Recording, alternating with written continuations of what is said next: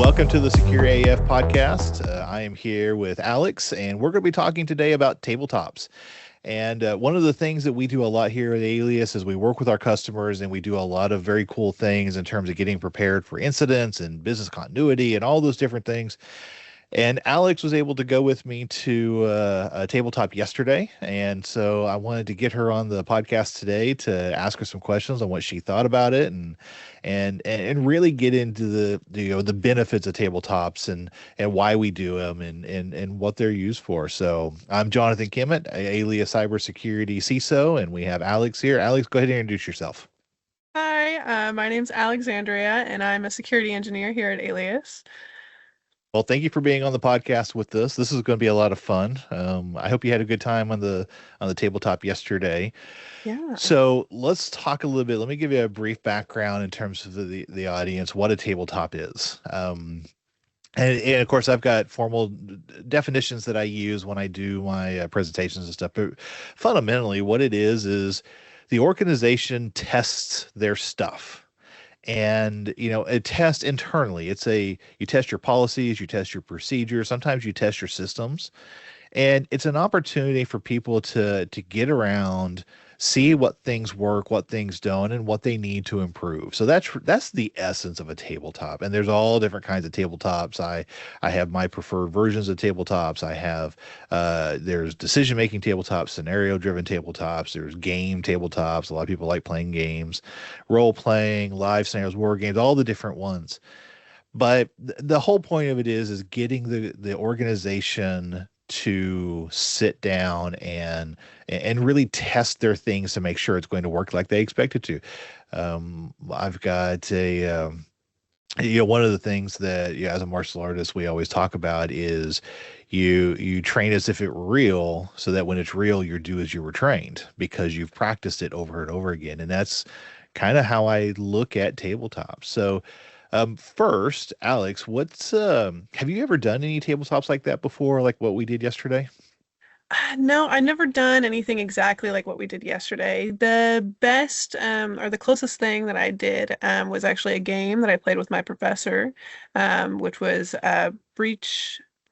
Oh, what was it? I think Backdoors and breaches. yes, backdoors and Yep. breaches, and it was pretty fun. I Yep. liked all the different kinds of cards, but obviously that's kind of more of a game rather than like a decision-making tabletop. Sure. Sure. Yeah. And it's been around a very long time. And there's been lots of different games like that out there, and people really enjoyed it. The whole gamification type thing came around, I don't know, 10 years ago now, and people started doing that. And I'm not trying to knock the tabletop games. They can be very useful in team building, and it is for fun. And sometimes I'll pull them out in the middle of the day if I'm doing like an 8 hour tabletop session, a workshop with people. I'll pull out one of those just for fun. We just have a good time with it. But so okay, kind of a raw question. What did you think, and we can't, of course, get into details about the client or anything, but what did you think about the tabletop yesterday? What was your first impressions of it? I thought it was pretty good. I liked a lot how you structured everything. Not that you were catching them off guard, but there were questions that were formulated in a way that, really forced people to, I think. And if they didn't take a second, they would miss those little details, which Yep. would end up, being a big part of what the end summary was, or a big reason why they would have, missed it and, thought it was something else completely. But as for the people we were with, I thought they did a pretty good job. There were definitely some things that, they could have maybe asked some better questions on, but overall it seemed to move and roll pretty smoothly. And yeah, it was definitely a good time to see, especially everybody converse, and see their problem solving and how they're stepping through the questions. They're kind of going back and forth, asking each other different questions, Yep. questions that they may not have known about, their software tools that they're using for their environment. Yeah.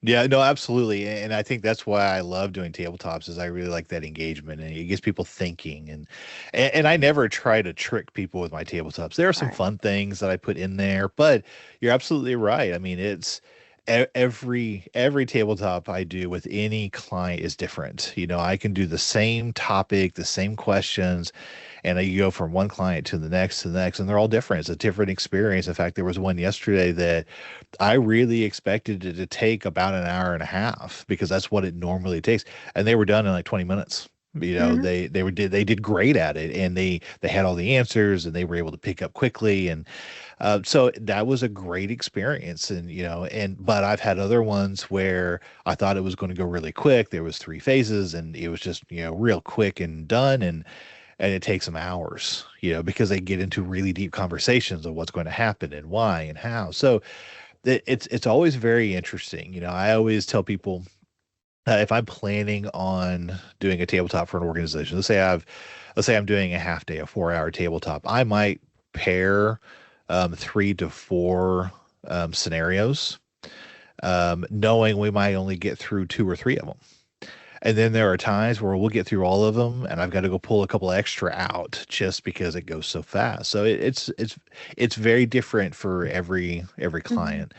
And one of the things that I really want to focus on is I try to pick scenarios that make sense for that environment and make sense for those people, whoever I'm dealing with. Sometimes I'm doing it for IT and IT security, so it's very very technical. It's very structured, and from a technical point of view.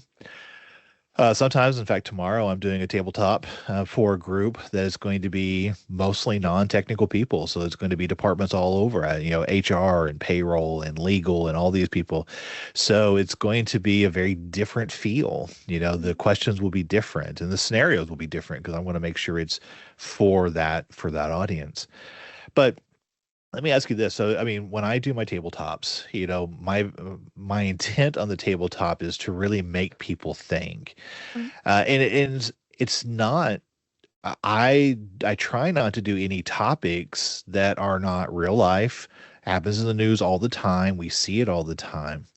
But what did you think of some of the topics that we covered? Because some of them were very much, hey, this type of attack happened, Hmm. or this happened a few years ago, and this was the impact. What did you think of those topics? You being in security for a few years now, Hmm. and you're learning a lot of stuff, especially coming to Alias. You're learning a lot of extra stuff. But how did you feel about those topics we were covering? I thought they were great topics. I think it's really important to bring those kinds of things up. And, this was something that we even mentioned yesterday is, there's this big event that happens, cyber attack, malware, whatever, it's widespread, it's all over the place. And, people really, it gets people thinking for a while, maybe up to 6 months after the incident. And then, they fall back into their regular life and they Yes. don't think about it anymore because, they just get overwhelmed, they're too busy, they're working on other projects. And so I think these kinds of topics are really beneficial because it Yeah. does force people to think about what if this actually happened again, and it Right. it points out, tools that they may be relying too much on, and other tools that they maybe could be utilizing more. But yeah, I think all in all, those types of topics, especially ones pulled from real life, are Yeah. extremely important for us to look back on. Well, I agree, and I think you're exactly right. You always forget, Yeah. it's that after about 6 months, I was like, oh, yeah, I'm not thinking of, Hmm. want to cry. Yeah, that happened. It was a bad day, but I'm on to new stuff now. And you Yeah. just, yeah. But what I tell people, I always encourage people, you should be doing, let's say, 4 to 6 tabletops a year, one big tabletop, kind of like what we do, but you should be doing tabletops regularly. Do it at a staff meeting. Do Mhm. 10 minutes, do a 10-minute tabletop. Go to another department's meeting and do a half hour with them. If you do these tabletops regularly, it keeps this stuff in the front of your mind. It's like, okay, if something happens, how are we going to respond? If all this goes away, then and one of the things that is pretty interesting to me is a lot of times people will say, oh, well, that'll never happen. Mhm. Every one of my tabletops is a real life thing. Mhm. This really happened or is currently happening. So it's one of those situations where I want to keep things that have happened because they're going to happen again, or things that are actively happening right now for different organizations. I want people to be aware of them. And I don't want them paranoid per se, Right, right. but I do want them aware of it. What do you think the participants yesterday felt? We did one that was pretty intense. In one of it, it was not intended to be. It was just kind of how it turned out. But there was at one point, it was like, oh, everything is down. There is Yeah. no recovery. So, how did you feel? Because, as the presenter, I've got to figure out kind of how people are feeling in Mhm. what's happening. And then otherwise, bring that experience into the stuff that's happening, try to make it to Right. where it's realistic. So when we got to that one, because I didn't tell you I was doing that particular scenario, but it was a pretty major one. How do you think the audience or the participants felt about that one? I think at first, they didn't quite think about how like widespread of an issue it was. They were like, "Oh, well, we would just do this," and it's like, actually, you can't. You're not able to communicate in any way, shape, or form, so that's not available to you. Right. So their first instincts are to do things that would normally work in a regular situation, but in one that's more catastrophic, like the one we did Yeah. yesterday, you're not going to have that ability, to do normal communication. So what is your backup plan to be able to get to your team members and to be able to talk? And they mentioned some old systems that they had and things like Mhm. that, but again, they weren't even really confident about those working. So it seemed, at least to me, Yeah. it felt like they were kind of like, oh, like, that's something that we haven't thought about before. I don't want to say Right. deer in headlights, but definitely a little bit kind of caught off guard. And Yeah. maybe I felt like some of them were kind of a little bit nervous for if something like that were to actually happen, what would they do? Oh yeah. Yeah. I mean So, it's not necessarily a shock value thing. I don't ever right. want that to happen, but it is a, oh, I never thought about that, or Mm-hmm. oh, is that really possible? Right. And the scenario, I always build the scenario up to be 100% this could happen. This could be Mm-hmm. absolutely what happens in the environment. And I think that realism is what gets people. They're like, oh, Yeah. oh. And I think that that's really helpful because that's the point of a tabletop, is to Yeah. let's create a scenario that's completely realistic, that maybe we've never thought about before, and let's work through the processes of how would we do that. And I Mm-hmm. I really thought that there was great conversation yesterday. Mm-hmm. After as the tabletop moderator, as the person who's leading the tabletop, Right. sometimes it's my job just to put the nugget out there, the phase, Mhm. and then Right. step back and see what the See what conversation happens. is. Yeah. Yeah. And I really thought they had good conversations about it. Mm-hmm. And it's like, okay, well, would this work? Well, no, that wouldn't work. Well, would this work? Yes, that would work if we did this. So back and forth on the table, I thought was a really good interaction. Mm-hmm. And I really think, especially based off the feedback at the end of the day, they says, we've never thought about that before, but now I'm thinking about that for myself. How would I do that? Yeah. And it was really interesting to me because, some of the conversations that people had, it was very straightforward. And you would think that it's common sense, really, from an IT perspective, but it's just not things that people have ever thought about. They have never Mhm. gone, oh, how would we do that? And Right. we were talking about kind of an alternative method, um, of having a server that you can get into and drop messages on, Hmm. and that is a very old way of doing it. Yeah. Um, and then one of the people says, "Well, I've never done that. I don't know what that Mhm. means." And I'm thinking, it's like, man, I am old because we used to do that all the time. And now I'm thinking about it from a Hmm. perspective of DR. How do you Right. communicate with other people in that same way? So I Right. don't know. I found it very interesting. Yeah, definitely. Definitely. Same for me as well. I just really liked seeing, their thought process, like you said, and just, thinking of different ways to do things, and then you bringing up different ones that they had never thought of before. And some of them even asked you some questions, I think, Mhm. of like, oh, do you think that we could, make this work or make this work? Yep. And yeah, it was definitely really good to see that. And especially as well, it seemed like a lot of them wanted to apply it to their own lives. Oh If yeah. an event like that were to ever happen, it really makes them think, what would I do in this situation? What Yeah. about, my family? Like, I need to be, and, we had that conversation of, well, we need to, kind of make sure that these people that would need to be here for this event also have something set up so that way their family is taken care of and they're able to Yes. come and work for this event and take Yep. care of it. And that was that Well, was really great. and I think that that's actually a leadership thing Yeah. that most people don't think about. It's like, Mhm. oh, I need to get people in, but if they have to take care of, their family as Right. well. And I think that one of the scenarios we talked about, and it wasn't part of the tabletop, but we talked about is that tornado type situation here in Yeah. Oklahoma where, and everyone talks about tornado drills and, what happens if you Mhm. use a data center or the building or whatever. But one of the things that they hardly ever talk about is, well, we've got to bring people in, but Right. what if people can't come in? Yeah. Or if they come in, then their family is at risk. Right. And, that again, it wasn't part of the tabletop. It was just a discussion that we had there yesterday. But that is something they're like, oh, I never thought about that. We don't want to put anybody at danger, their family at Right. danger, but we may need to have them in to bring up other stuff. And so I think that that was a really good conversation from a leadership perspective because Mhm. the leaders need to think about, well, if I need to ask my people to come in, are they able to? Now, everyone knows about ice storms, and if you can't come Yeah. in, then you have to be safe. But what if it's not an ice storm?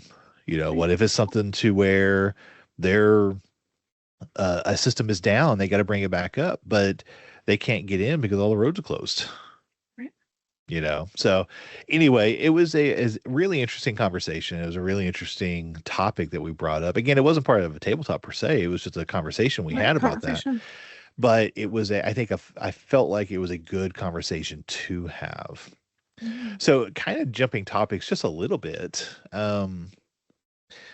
When we were doing the tabletop, and I have, and I teach people how to do these tabletops, but I have a very specific way of doing it to where it's kind of choose your own adventure type tabletop.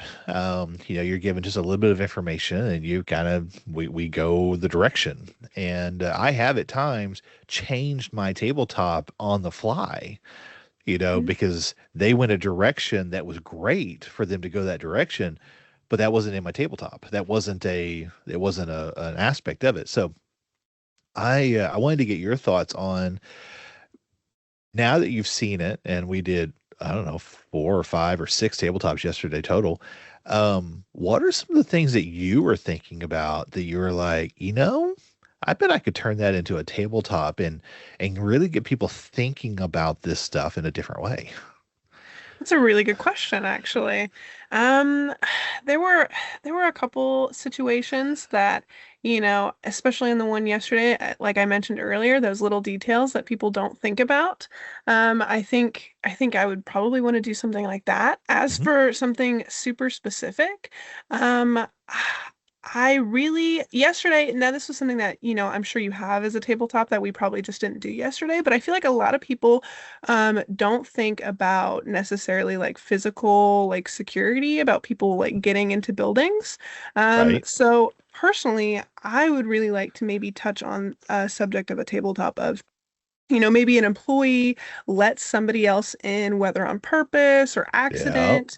And, based on the location and the layout, they were able to go and get access to, their ports or even, walk into their server room. And obviously, most places do have more secure doors. But I mean, Sure. in our line of work, we do see quite often places that aren't secure like that. Yeah. And it is quite easy to just walk in and do whatever you want to a server.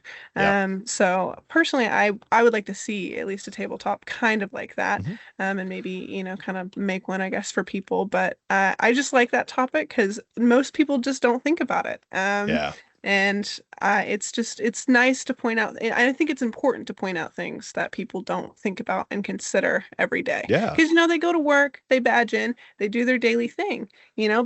they don't think about, I mean, at one of my old jobs, I remember I worked at like a factory plant place, and there was one day where somebody came up to me and was like, "Hey, can you let me in the building? I forgot my badge." Yeah. And at first, my first instinct was, "Oh, yeah, like let me help you." And then I was like, you don't have any identification. Like, I don't know you. Yeah. I don't work in the factory. Like, I can't guarantee that you belong here. You know what I mean? Yeah. So, and obviously I'm more security minded, but a lot of people aren't. Like, if somebody in Sure. HR was over there or somebody in the engineering department or really anybody, they probably would have just let him in.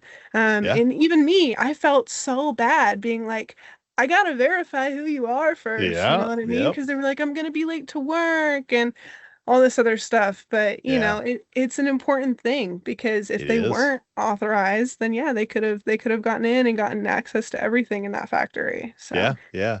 I've got a couple tabletops that have a little bit of physical in there, but I really like that idea. I'll yeah. put some thought together or actually, why don't you put some thought? I mean, you kind of know Yeah. what my setup is now for the stuff that I do, but let's put one together and because I think that that's a really great opportunity. I mean, again, I've got some that deal with physical stuff, but I really like that idea of someone comes to you and, hey, this person followed me in on the door. They didn't badge in.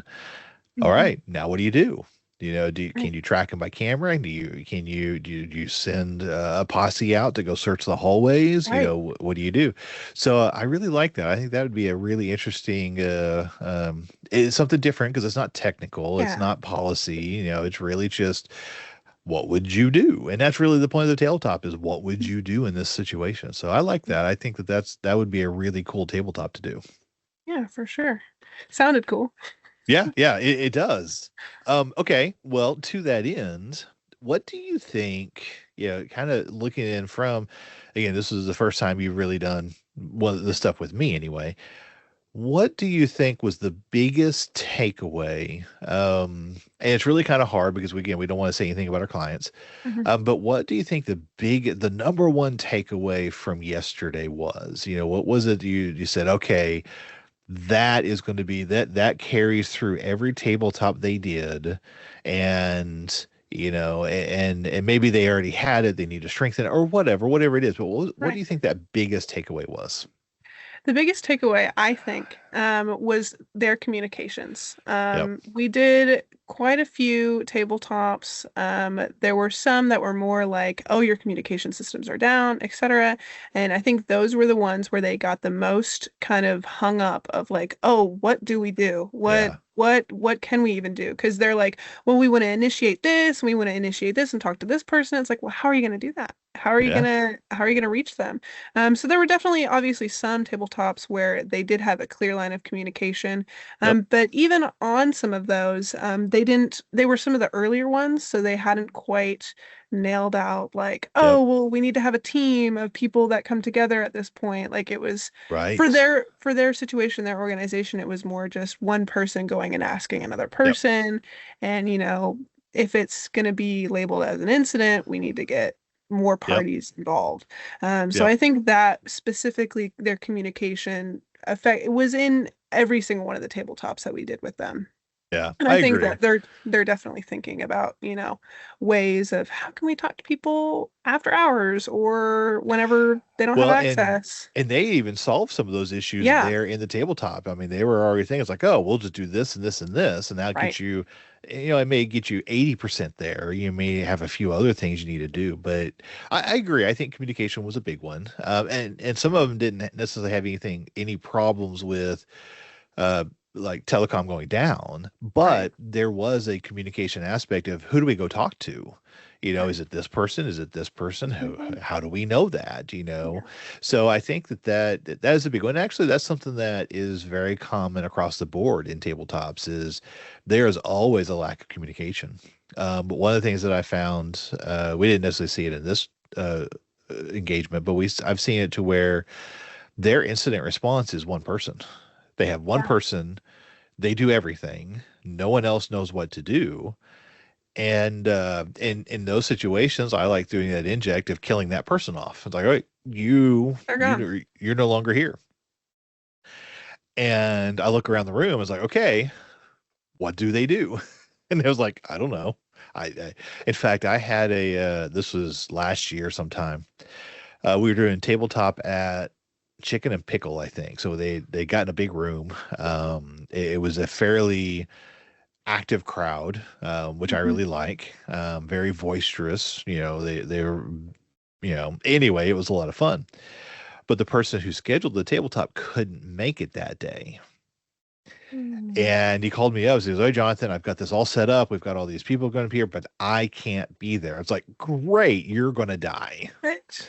Yeah. Um, and that was it was a common theme throughout. I was like, okay, what would you do? And they said, well, we're going to go talk to such and such. Like, no, no, no, he's not here today. They're He's not there. Yeah. dead. And they're like, oh. And they look around at each other. It's like, I don't know what we're going to do. Exactly. That's the point. Mm. So it was a really kind of a fun little thing. It was not planned that way. I think he had a cruise or something, and he was not going to not go on his cruise to come and do a Right. tabletop. So, but okay, well, okay. Now let me ask you, what questions do you have of me? I mean, you were there with me, and if the things have flipped around and you're Right. running the podcast, what would you ask me about some of this stuff?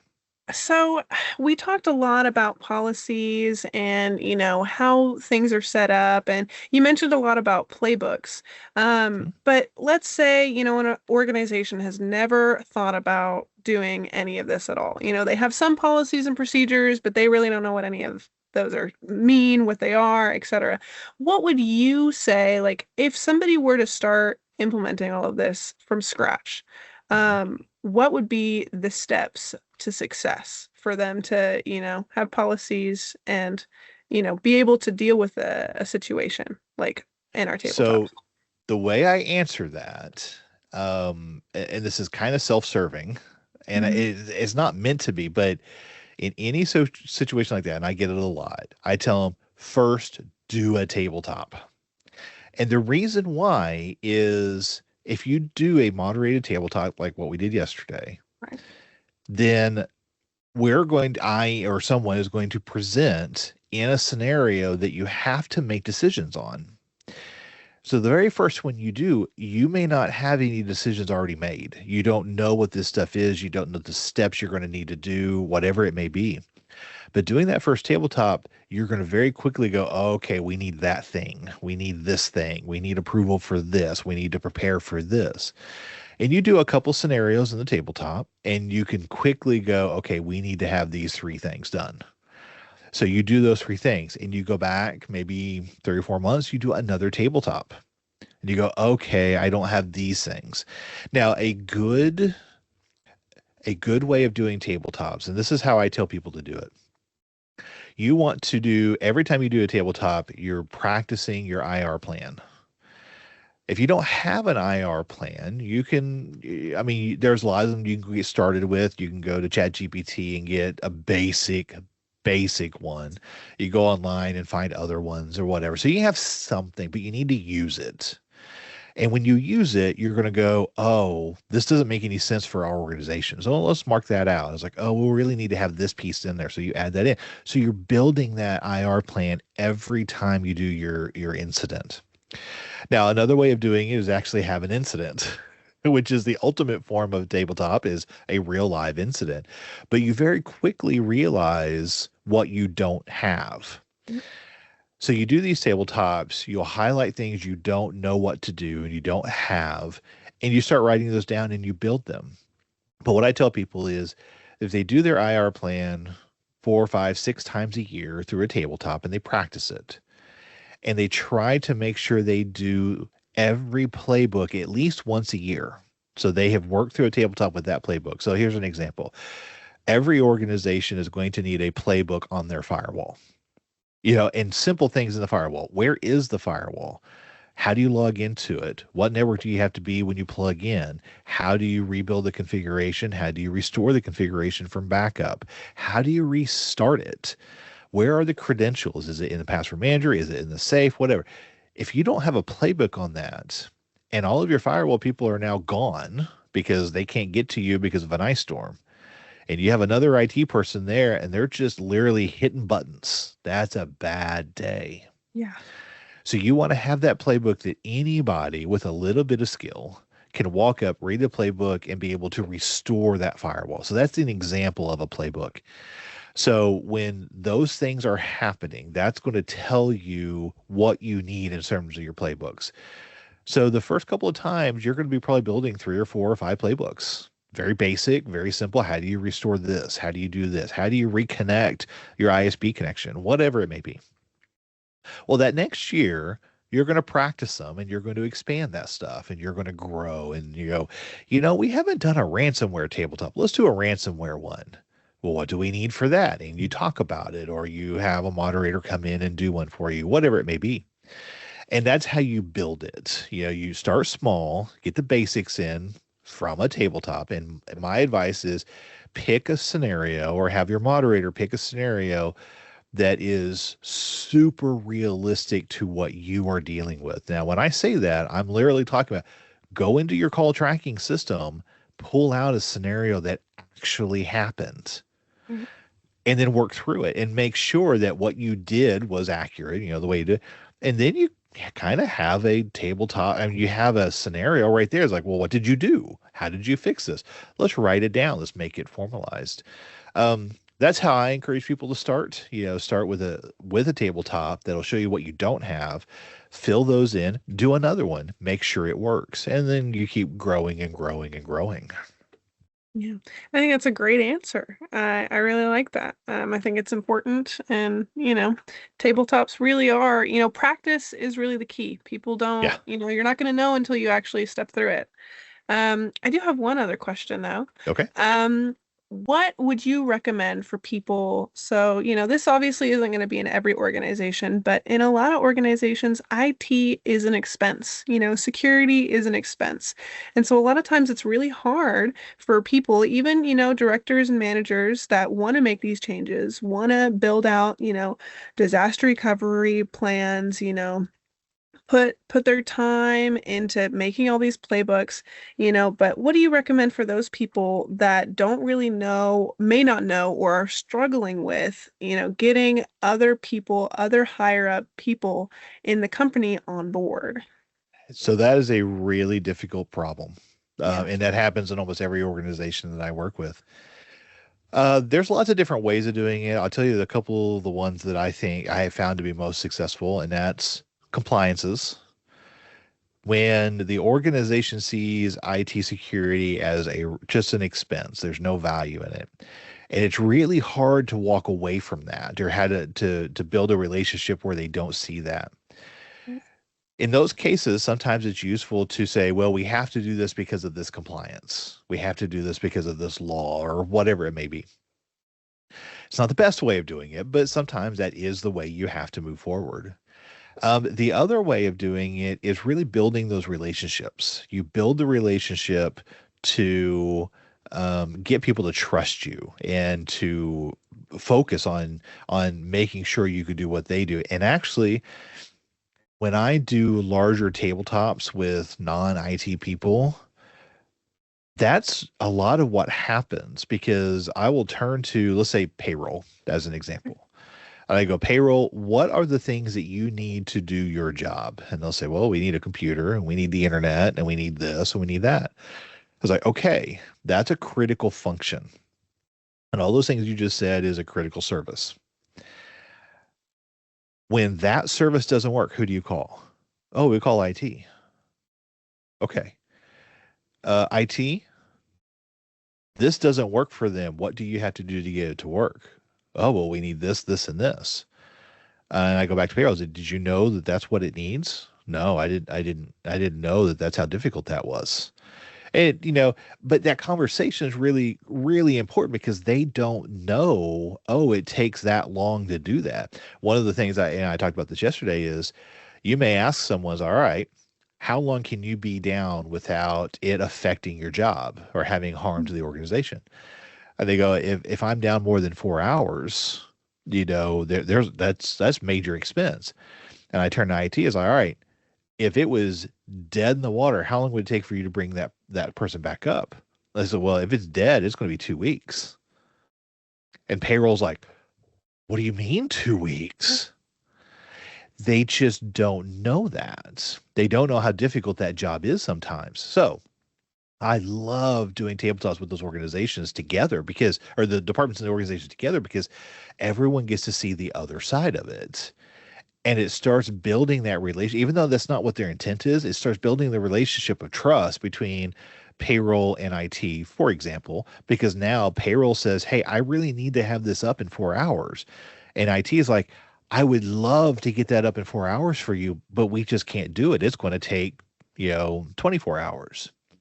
So those sorts of things, building that relationship within the organization so people, when you go to them and say, hey, we shouldn't do this thing because the risk of this is going to be too great for us to overcome. That becomes very powerful. And you're not crying wolf. Mhm. You're doing something realistic and you're giving them a realistic risk analysis, Right. but it's bringing them into the conversation. If you can do that, if you can bring in the leadership and the departments, that's a huge difference. That's a huge game changer for the organization.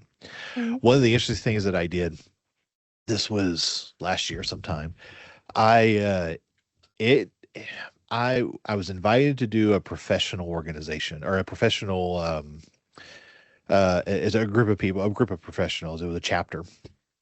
And I went in and I was talking to them about, and we actually did some tabletops that day. But one of the things that they talked about was they can't get any buy-in from their leadership. And several organizations said this. It was a pure fluke of scheduling that I actually did another presentation for that leadership about 3 weeks later. Mm. So I got to go to that leadership, and it was multiple organizations. It was presidents and CEOs and all kinds of stuff in the room. And it's like, let me tell you guys, this is what I heard from this other professional group. And very high level people raise their hand. It's like, I've never heard that before. No one has ever come to me and asked me for help. No one ever told me that this was a risk. Now, they could have been lying to me. They never heard this Right. before. I don't know. But it was a really interesting conversation because you talk to the effectively IT people Mhm. and they says, well, yeah, we go to our leadership all the time and they ignore us. But if I go to the leadership, they say, yeah, we've never heard any of this before. So it just happens in my list of stuff, or my presentation, I put, here are 10 questions you need to ask your IT people. And they were very difficult questions to answer. And I told the IT people I was going to do it. So I mean, it wasn't a surprise to them. But that leadership came to me afterward. Several of them stopped me in the hallway and this is great. I don't know how to talk to my IT people. I don't know how to engage them. I don't know how to get them to talk to me. Right. That's like, these questions, go ask these questions. Now, they're probably not going to be able to answer you, Mhm. but you want them to work towards those answers. Right. Well, I got some feedback later from the IT groups again, the professional the professional people in the chapter. And they came to me, and some of them were kind of miffed that their president called them directly and says, hey, what about backups? Are you doing this, this, and this? And I don't even know what this means, but I think we should be doing it. And they were like, Jonathan, why'd you do that? That's going to cost us more money. It's like, yes. However, you're now in direct communication with your leadership Mhm. and they're interested in the risk. Yeah.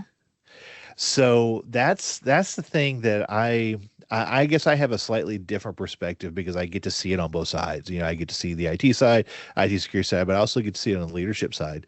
And because if you don't have that communication, then you have a separation of decision making, and that Right. becomes a problem. If you can break down those relationships and bring those people together, that's when good decisions can be made. And that's why I really like doing tabletops with leadership, with IT, with the departments, so that everyone can see what's going to happen. I mean, I'll give one last example Yeah. because we're kind of getting up on time, but um, Was doing a tabletop, big room of people.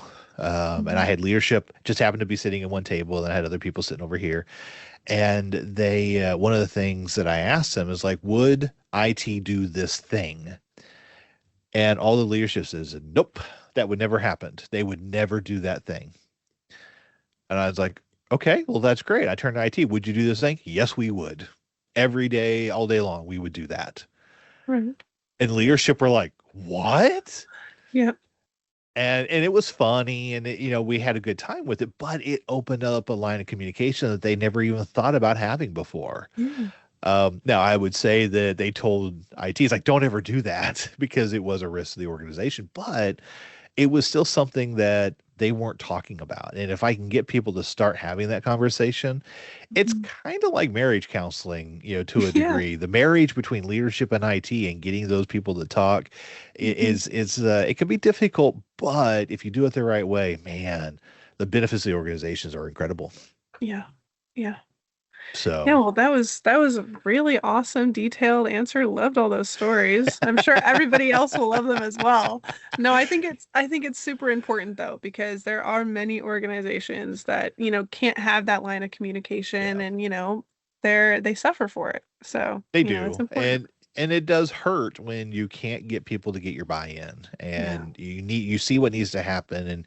And when people tell me it's like, well, no one's going to agree with us. Well, I understand that, and that's really hard. Sometimes you got to work around that or through that or Mhm. whatever to get them to trust you. And Yeah. it takes time, it takes effort. I mean, a lot of things that we do as a CISO is we build relationships. You build the trust and the relationship in the organization. Um, and that can be hard. It can Mhm. be, and it takes a lot of time.